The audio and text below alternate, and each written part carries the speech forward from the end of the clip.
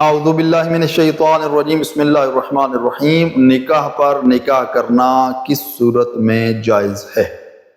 یاد رہے کہ ہمارے معاشرے میں جب نکاح پر نکاح کی بات آتی ہے تو ہمارے ذہن میں ایک ہی صورت آتی ہے کہ ایک لڑکی کی ایک جگہ پر شادی ہو چکی تھی اور اس شادی کے دوران وہ کسی اور جگہ نکاح کرنا چاہتی ہے، تو آیا درست ہے یا نہیں؟ تو یہ تو درست نہیں ہے، یہ درست نہیں ہے کہ ایک جگہ نکاح ہو چکا ہے تو اس کے ہوتے ہوئے دوسری جگہ پر نکاح پڑھا جائے۔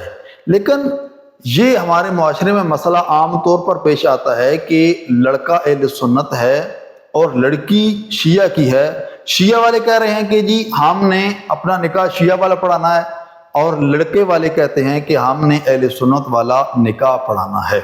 تو دونوں کی تشفی کے لیے، دونوں کی تسلی کے لیے پھر کیا کیا جاتا ہے کہ دونوں نکاح پڑھے جاتے ہیں، اور پھر کہا جاتا ہے جی کہ یہ ایک نکاح پہلے ہوا تھا اور پھر اس کے اوپر دوسرا نکاح ہو گیا ہے، تو اس صورت میں دونوں نکاح باطل ہو گئے ہیں۔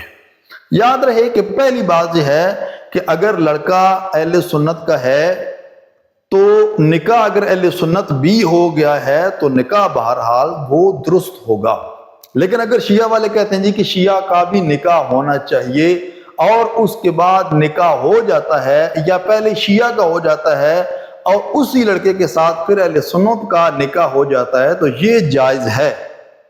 آپ اس کو یہ نہیں کہہ سکتے کہ نکاح کے اوپر نکاح ہوا ہے، بلکہ اسی لڑکے کے ساتھ اہل سنت کا نکاح ہوا ہے اور پھر اسی لڑکے کے ساتھ شیعہ کا نکاح ہوا ہے، تو اس صورت میں کوئی مسئلہ نہیں ہے، اس کو نکاح پر نکاح نہیں کہا جائے گا، کیونکہ لڑکا ایک ہی ہے جس کے ساتھ جو وہ نکاح ہو رہا ہے، اس لیے یہ بالکل جائز ہے اور آپ کر سکتے ہیں۔ رحیم پروردگار کی بارگاہ میں دعا ہے خداوند کریم ہم سب کو دین اسلام کو سمجھنے اور اس پر عمل کرنے کی توفیق عطا فرمائے۔